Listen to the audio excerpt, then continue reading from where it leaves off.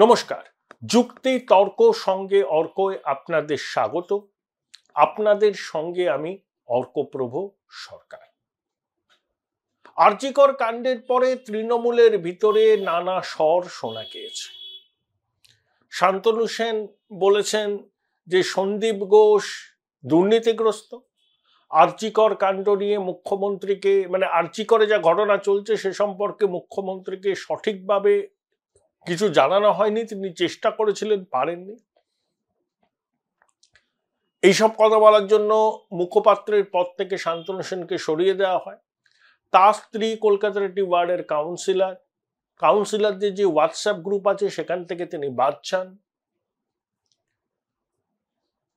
সুখেন্দু শেখর রায় বর্ষিয়ান সাংসদ, ৭৫ বছরের উপর তার বয়স, একসময় প্রণব বাবুর অত্যন্ত ঘনিষ্ঠ ছিলেন, তিনবারের সাংসদ, এখনো তার সাংসদ পদ শেষ হতে রাজ্যসভায় প্রায় ৪.৫ বছরেরও বেশি বাকি আছে।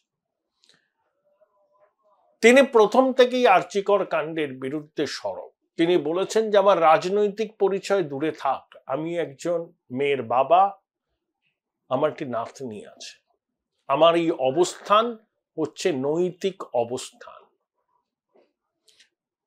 তিনি যে পোস্ট করেছিলেন লালবাজার থেকে তলব করেছিল, হাইকোর্টে রক্ষা কবচ নিয়েছিলেন, তারপরে তিনি সেই পোস্ট ডিলিট করেন, কিন্তু মূল বিষয় থেকে সরে আসেন। ১ সেপ্টেম্বরই তো বাস্তিল দুর্গের পতন হয়েছিল, ফরাসি বিপ্লব তার চূড়ান্ত পর্যায়ে পৌঁছয় ১ সেপ্টেম্বর। ওদিনকে সাম্রাজ্যবাদ বিরোধী মিছিল হয়। ১ সেপ্টেম্বর সুখেন্দুবাবু বাস্তিল দুর্গের পতনের বিষয়টা তাৎপর্যপূর্ণভাবে এক্স হ্যান্ডেল লিখেছেন। তারপর সন্দীপ ঘোষ গ্রেপ্তার হওয়ার পরে এক্স হ্যান্ডেলে লিখলেন মিডল স্টাম্প ছিটকে গেছে, হোয়াট নেক্সট। ৩রা সেপ্টেম্বর সন্দীপ ঘোষকে আদালতে পেশ করা হয় ৮ দিনের সিবিআই কাস্টাডি। তার সঙ্গে আরো ৩ জনকে গ্রেপ্তার করা হয়েছিল, তাদেরও ৮ দিনের সিবিআই কাস্টাডি। সন্দীপ ঘোষরা চোর চোর চোর স্লোগান শুনেছেন। সুখেন্দু শেখর রায় দলের অস্বস্তি বাড়িয়েছেন। তিনি কার্যত অনেকটাই একঘরে কোণঠাসা। তার দলীয় সতীর্থরা অনেকে বলছেন যে রাজ্যসভার চিফ হুইপ পদ চলে যাওয়ায় সুখেন্দু শেখর রায় বিদ্রোহী হয়েছেন, কিন্তু সুখেন্দু বাবুর ব্যাখ্যা সম্পূর্ণ অন্য। আগামী দিনে কি হবে তার কর্মসূচি, কি হবে তার পদক্ষেপ, কেন তিনি এই প্রতিবাদের ঝান্ডাটা তুলে ধরেছেন, এটাকে নিছকে সহনাগরিক হিসাবে প্রতিবাদের অংশ নেওয়া, প্রতিবাদের এক নতুন ভাষ্য তৈরি করা, নাকি দীর্ঘদিনের রাজনৈতিক কর্মী সুখেন্দু শেখর রায়ও ঘোলা জলে মাছ ধরছেন? শুনে নিন আমাকে দেওয়া একটি টেলিফোন সাক্ষাৎকারে কি বললেন সুখেন্দু শেখর রায়। যেমন এই মিডল স্টাম্প ছিটকে গেছে, হোয়াট নেক্সট, আপনি যে সময় করেছেন সেই সময়টা খুব ইঙ্গিতবাহী, যখন সন্দীপ ঘোষ অ্যারেস্ট হয়েছেন। আপনার ইনার মিনিংটা কি? অনেক রকম ব্যাখ্যা হচ্ছে, আপনি কার দিকে আঙুলটা তুলেছেন? হোয়াট নেক্সট, একে সেই তথাকথিত উত্তরবঙ্গ লবির চিকিৎসকদের দিকেই আপনার এই আঙুল তোলা? আমি তো জানি বঙ্গ একটাই, উত্তরবঙ্গ বলে আলাদা কিছু আছে বলে আমার জানা নেই। আমি এটি একটা বাংলার উত্তর প্রান্ত, একটা পশ্চিম প্রান্ত, রাজ্যটার নাম পশ্চিমবঙ্গ। আমার কোনো লবি টবি সম্পর্কে কোনো ধারণা নেই, কারণ জীবনে কোনো লবি টবি করি অভিজ্ঞতা নেই। আমার প্রথম ক্রিকটা কি ছিল যে কলকাতা পুলিশ একবারে বিচলিত হয়ে আমি অরণ্যদের, যাই হোক, তো আমার কিছুই বলার নেই। যে যা খুশি মনে করতে পারে, যে যেমন খুশি ব্যাখ্যা করতে পারে। আর শত শত লোক টুইট করছে, হঠাৎ আমার টুইট নিয়ে লোকে এত মাথা ব্যথা হয় না, তাও জানি। আমি আমার ভাবনা মাঝে মধ্যে আসি, যেরকম যখন শুনুন আমি গত 12 বছর ধরে আমার ফেসবুকে বিভিন্ন ঐতিহাসিক ঘটনা, বিভিন্ন ঐতিহাসিক ব্যক্তিত্ব, স্বাধীনতা সংগ্রামী, কবি, লেখক যারা প্রাতঃস্মরণীয়, দেশের বিদেশের বিভিন্ন ঘটনা, as a student of political science and history আমি ছোট ছোট পোস্ট করি, তার সঙ্গে চেষ্টা করি ভালো ভালো ছবি দেওয়ার জন্য, বিরল কিছু ছবি দেওয়ার জন্য, যেগুলো হাতে কাছে পাওয়া যায় না সাধারণত, সেই ছবিগুলো দিয়ে এটাকে আমি সমৃদ্ধ করার চেষ্টা করি। আজকের প্রজন্ম যাতে একটু জানতে পারে, জানে অনেকে, আমাদের থেকে অনেকে বেশি জানে, এমন নয় যে আজকের প্রজন্ম জানে না, কিন্তু আমাদের প্রজন্ম হোক, আমাদের যে কোনো প্রজন্মই হোক, যারা হয়তো কোনো কারণে জানেন না বা নজরে দিয়ে গেছে, তুলে ধরা হয়। যেমন আজকে ক্ষুদিরামের জন্মদিন, আমরা উত্তম-কুমারের জন্মদিনে জন্ম আজকে। এখন যদি আমাকে চয়েস বলা হয়, আমাকে উত্তম-কুমারের জন্ম হয়েছে, প্রায়োরিটি পাবে ক্ষুদিরামের জন্ম। তার মানে এই নয় যে উত্তম-কুমারকে ছোট করা। কিন্তু বাস্তিল দুর্গের পতন হয়েছিল জুলাই মাসে, আর আপনি এক্সপ্যান্ডেডে লিখলেন সেটা অগাস্ট মাসে, কেন? আমি অগস্ট মাসে লিখেছি, সেপ্টেম্বর মাসের 1 তারিখে লিখেছি। সেপ্টেম্বর মাসের 1 তারিখে? হ্যাঁ, তার কারণ সেপ্টেম্বরের 1 তারিখে ফরাসি বিপ্লব সফল হয়েছিল, রাজতন্ত্রের অবসান ঘটে, সেখানে গণতান্ত্রিক রাষ্ট্র ব্যবস্থা চালু হয়। জুলাই মাসে যে বাস্তিল দুর্গের পতন, তার পরিণতি হয়েছিল 1 সেপ্টেম্বর। তার মধ্যে ফরাসি বিপ্লব 2 মাস ধরে চলেছে, জুলাই আগস্ট, এবং 1 সেপ্টেম্বর 1 সেপ্টেম্বর ফরাসি বিপ্লব সফল হলো। এই ইতিহাসের টাইম লাইন গুলো লোককে জানতে হবে, পড়তে হবে। মুশকিল হচ্ছে আমার সবচেয়ে যন্ত্রণা, আজকে আমরা যারা রাজনীতি করি এবং বা সাংবাদিকতা করি, তাদের অধিকাংশই ইতিহাসে কোনো ধার ধারে না। আমি 100% এগ্রি করছি আপনার সঙ্গে। না, আমি বলছি আমার এটা যন্ত্রণা। আমি কারোকে অভিযোগ করছি নাকি, এটা আমার যন্ত্রণা। আমি বিরাট পণ্ডিত মানুষ, সব জেনে ফেলেছি, ইতিহাস জানি, রাষ্ট্রবিজ্ঞান জানি, এরকম কোনো দাবি করি না। বরং আমি মনে করি আমরা সংসদে যে 800 জন এমপি আছি, 2 সভা মিলিয়ে, মাত্র 800 জন। ভারতবর্ষের জনসংখ্যা কত? জনগণনা হয়নি 10 বছর 12 বছর, তাও 140 কোটি, অন্তত 150 কোটি। 150 কোটি 140-এরও কোনো বিজ্ঞান ভিত্তিক কোনো তথ্য নেই। ধরে নেওয়া যায় কম বেশি 150 কোটি। 150 কোটির মধ্যে 800 কোনো প্রতিশতে আসে না, কোনো হিসেবে আসে না। এই যে 800 জন এমপি আমরা আলো করে বসে আছি লোকসভা লোকসভা, তো আমি অন্তত মনে করি, আর কে মনে করে না করে আমি জানি না, আমার চাইতে অন্তত 125 কোটি লোক বেশি জানেন, এবং তারা ভারতবর্ষের বিভিন্ন জনপদে বাস করেন, বিভিন্ন পেশায় নিযুক্ত। এত বড় দেশকে কখনো ছোট ভাবাটা উচিত না, কারণ মানুষকে কখনো অপমান করতে নেই। এবং যারা আলোকিত নয়, তথাকথিত সুশীল সমাজের লোক নয়, বা তথাকথিত রাজনৈতিক নেতা নয়, তার মানে বাকিটা কিছুই জানে না। বরঞ্চ উল্টোটা ভাবলে আমাদের পক্ষে সুবিধা হয় মানুষের মূল্যায়ন করতে। যে দেশে মানুষের মূল্যায়ন হয় না, সেখানে রাজনীতি অস্থির হয়, রাজনৈতিক নেতারা সেখানে কূপমণ্ডুক বলে পরিচিত হয়। আমি একজন কূপমণ্ডুকের দলে রাখি। আমার মধ্যে কিছু বিচ্ছিন্ন ভাবনা মাঝে মধ্যে আছে, কখন ফেসবুকের মাধ্যমে, কখন এক্স হ্যান্ডেলের মাধ্যমে প্রকাশ করি। এবার তার মানে যা আমি যেটা সরাসরি লিখলাম, তার মানে লিখতে কারো অসুবিধা হয় না। যেটা আমি কোনো মানে লিখলাম না, কোনো মন্তব্য করে, আমি যে বাস্তিল দুর্গটা করেছি, একটা ছবি দিয়েছি, এবং ছবিটা আমার মনে হয়তো অসাধারণ ছবি। তখন তো ক্যামেরা ছিল না, যিনি এঁকে থাকুন, আমি শিল্পীর নাম জানি না, কিন্তু আমার চোখে ব্যাপারটা খুব অসাধারণ লেগেছে।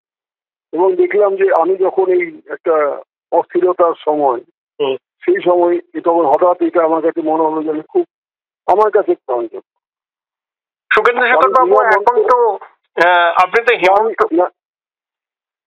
আসছি আপনার কাছে। আমি বিনা মন্তব্যে আমি ওদের ওই এক্সপ্যান্ডেলে দিলাম। এবার তার পক্ষে বিপক্ষে নানা রকম নানাজন ব্যাখ্যা করলো, খবর কাগজে লিখলে, তাদের স্বাধীনতা।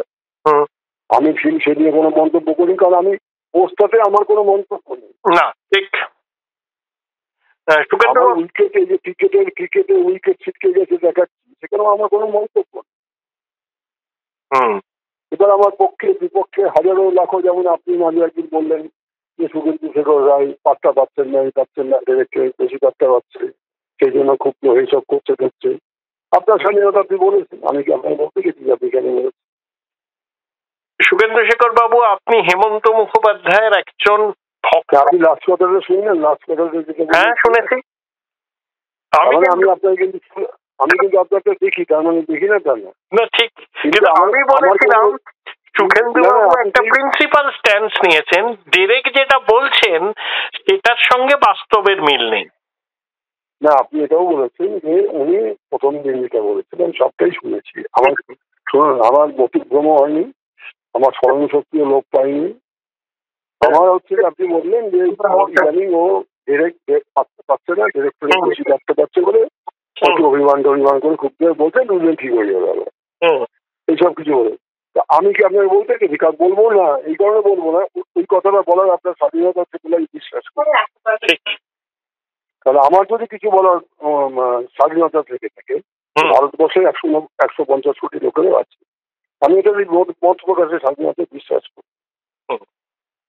সুখেন্দু শেখর বাবু, আপনি হেমন্ত বাবুর একজন একনিষ্ঠ ভক্ত। বিদ্রোহ চারিদিকে বিদ্রোহ, আজ আপনার নিশ্চয়ই মনে আছে। হ্যাঁ, রাজপথে আছড়ে পড়ছে জনতার ক্ষোভ, অভিমান, রাগ।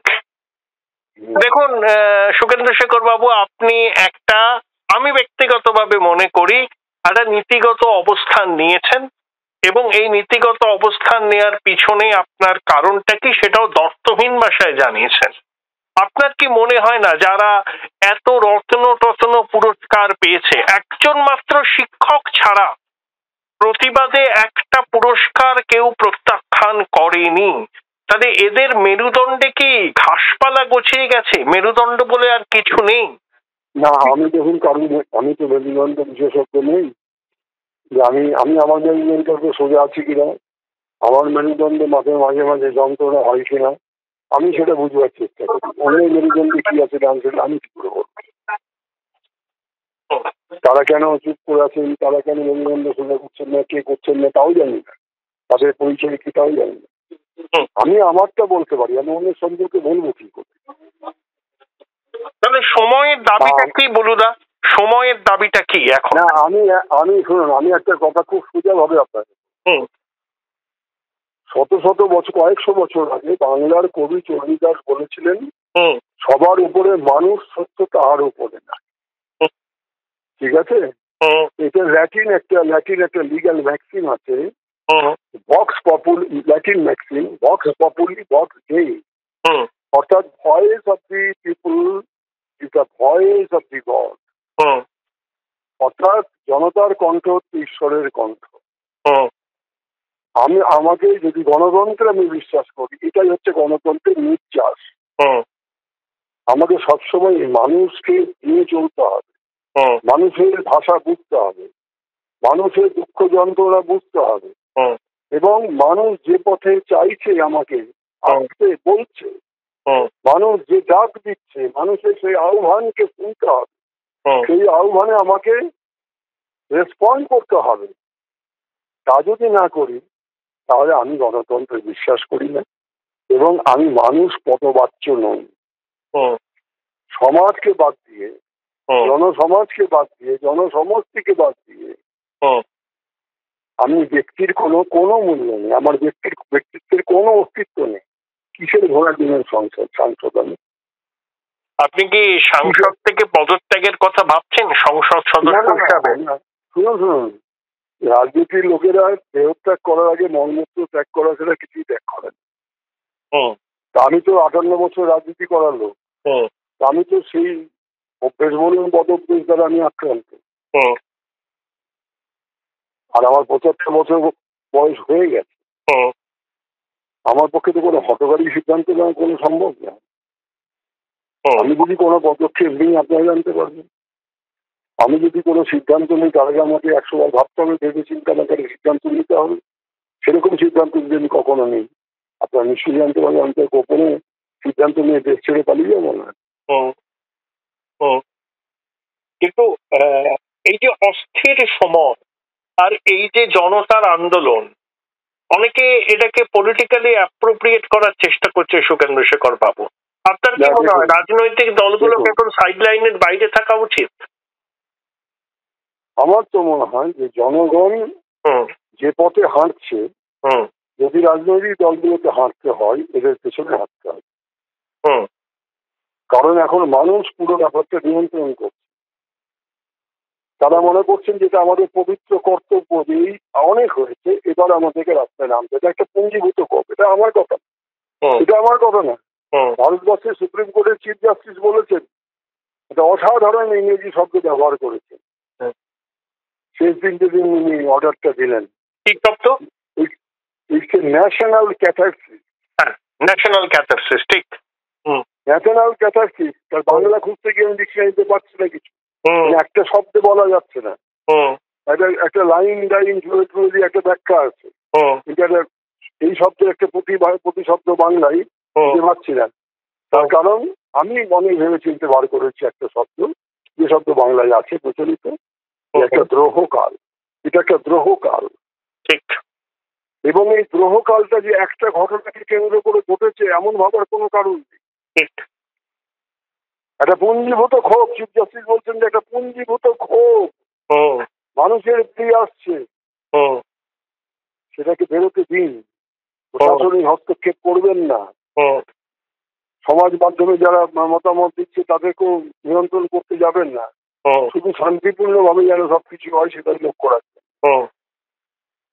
এটা সুপ্রিম কোর্টের প্রধান বিচারপতি যখন বলছেন তার মানে দেখে বুঝছেন যে শুধু আরজি করে নয়, শুধু কলকাতাতে নয়, শুধু বাংলায় নয়, শুধু ভারতবর্ষে নয়, ভারতবর্ষের বাইরেও যে বিভিন্ন দেশে মানুষ ভারতীয়রা থাকেন, সব জায়গাতে ছোট বড় মাঝারি নানা ধরনের প্রতিবাদ হচ্ছে, এবং সবগুলো শান্তিপূর্ণ প্রতিবাদ হচ্ছে। কেউ কিন্তু গুন্ডামি করছে না, আগুন লাগাচ্ছে না। আমরা আন্দোলন মানে কি, 4টে বাস পড়বে, 4টে ট্রাম পড়বে, সরকারি সম্পত্তি ধ্বংস হবে, এগুলো দেখে অভ্যস্ত আমরা ছোটবেলা থেকে। আজ না, কয়েক যুগ ধরে বাংলাতে এটাই হচ্ছে ঐতিহ্য আন্দোলনের। অথচ সারা পৃথিবীতে আন্দোলন হচ্ছে, কোথাও কিন্তু হাঙ্গামা নয়, উত্তেজনা নেই। সারা রাত ধরে বাড়ির মেয়েরা রাস্তায় বসে আছে, যারা জীবনে কোনদিন রাজনীতি করেনি, কোনো রাজনীতির ঝান্ডা ধরেনি, আজও ধরেনি, তারা বসে প্রতিবাদ করছে। মানে কতখানি পুঞ্জীভূত ক্ষোভ হতে গেলে একটা অসংগঠিত জনগণের আন্দোলন এইরকম চেহারা নিতে পারে, আমার 75 বছর জীবনে বোধ হওয়ার পর থেকে আমি দেখিনি। অনেক আন্দোলন দেখেছি আমি 60-এর দশকের ছাত্র আন্দোলন থেকে শুরু করে আজ অব্দি যত আন্দোলন হয়েছে সব দেখেছি। এইরকম স্বতঃস্ফূর্ত জনগণের আন্দোলন আমার জীবনে আমি কখনো দেখিনি।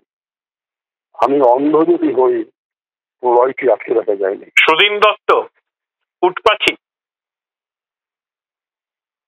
আমি এগুলো শব্দ প্রতি শব্দ মানে জানি না, আমি যা বললাম আমার যেটুকু অন্ধ হলে কি প্রলয় বন্ধ থাকে। আমার অত্যন্ত প্রিয় লাইন বুলুদা, সুদিন দত্তের উটপাখি কবিতার। আমার খুব স্পেসিফিক প্রশ্ন, এটা তো একটা শুভ সত্য। সন্দীপ ঘোষকে এত আশ্রয় প্রশ্রয় দেয়া হলো কেন?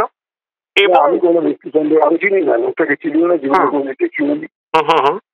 হ্যাঁ, কে আশ্রয় দিয়েছে, কে প্রশ্রয় দিয়েছে, যারা তারা জবাব দেয়, আমাকে জিজ্ঞেস করছে। আমি ওকে চিনি না প্রথম, এই ঘটনার পর প্রথম ছবিতে দেখলাম, কাগজে দেখলাম, এই পর্যন্ত। আর বিনীত গোয়েল এখনো কেন রয়েছেন পদে? যখন সুপ্রিম কোর্ট রাজ্যের একটা হসপিটালে সিআইএসএফ এর নিরাপত্তা দিচ্ছে, ভাবুন, আরজি করে ধ্বংস হলো সরকারি সম্পত্তি, উনি বললেন আই এম অ্যাংরি, দোষ চাপালেন সংবাদ মাধ্যমের উপরে, আর তারপরে তিনি এখনো রয়েছেন পদে।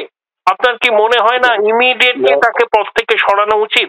আমি একটা ক্যান্ডিড আনসার চাইছি আপনার কাছ থেকে। শুনুন, আমি তো কোনো নির্ণায়ক কোনো পদে নেই যে আমি কাউকে জ্ঞান দেবো এটা করা উচিত, এটা করা উচিত নয়। কিন্তু সহনাগরিক হিসাবে বলুন, আমি যদি জুডিশিয়ারিতে থাকতাম, আমার কাছে মামলা থাকতো, সেখানে আমি সব দিক বিচার করে একটা রায় দিতে পারতাম।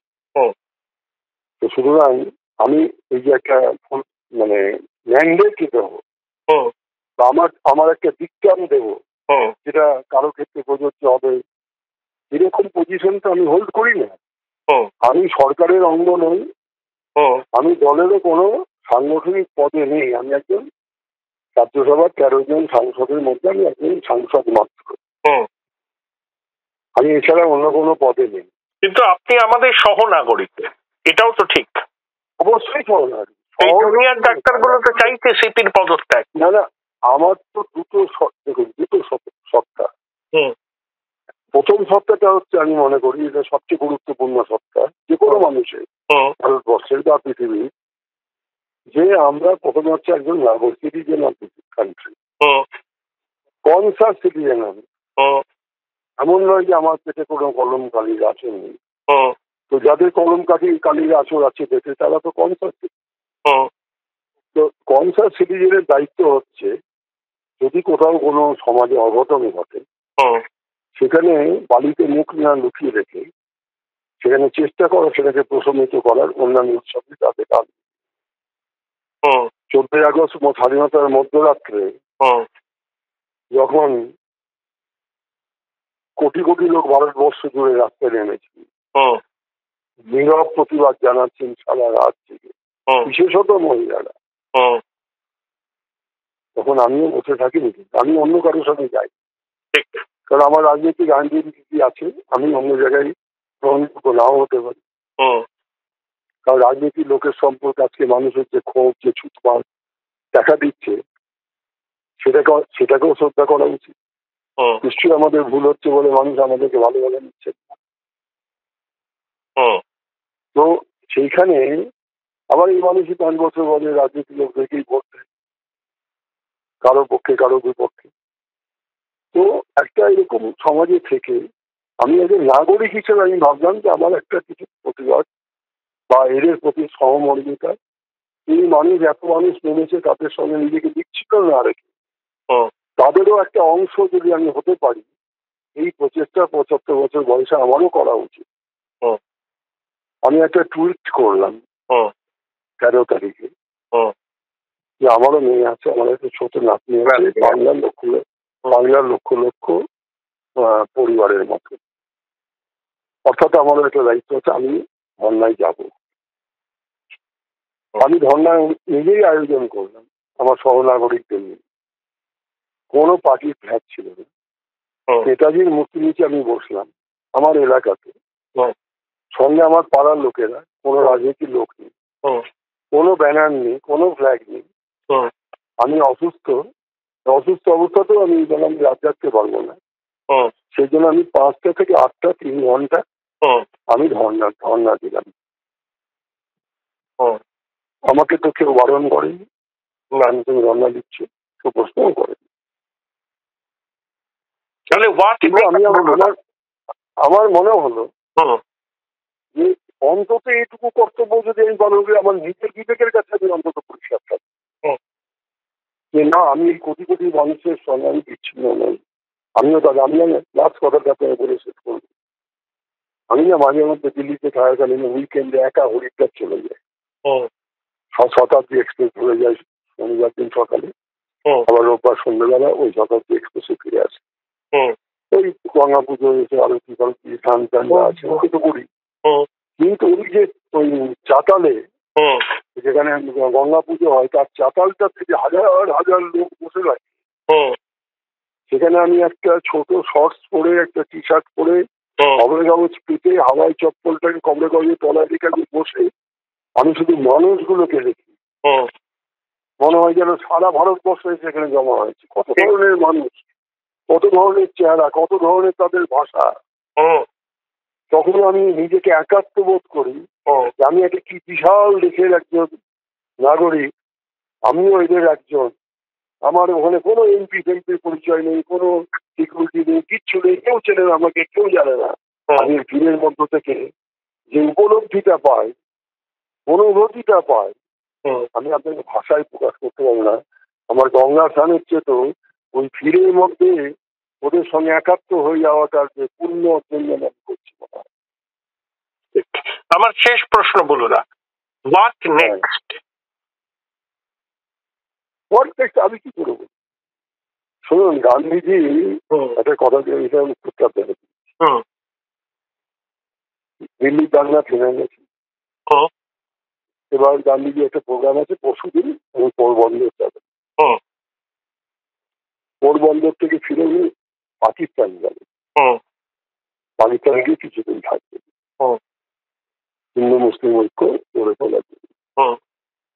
তো যাত্রী আভা জিজ্ঞেস করলো পরশু দিয়ে প্রোগ্রাম ঠিক আছে তো পোরবন্দর যাওয়ার? গান্ধীজি বললেন কালকে কি ঘটবে তাই জানি না, পরশু থেকে কথা করে করবো। তো পরের দিন সন্ধ্যেবেলায় মিমি হতে হবে। কোথায় গান্ধীজি রাজা ভোজ আর কোথায় গান্ধী পুলিশ সুখেন? আমি কি বলবো? What next? তো বিধাতা বলবেন, আমি কি বলবো? থ্যাংক ইউ বলুদা, thank you. Join Indian Institute of Hotel Management now. Right choice, right decision.